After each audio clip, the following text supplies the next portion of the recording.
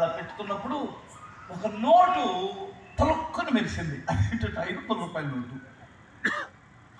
బాబు లోపల 500 రూపాయలు ఉంటున్నారు.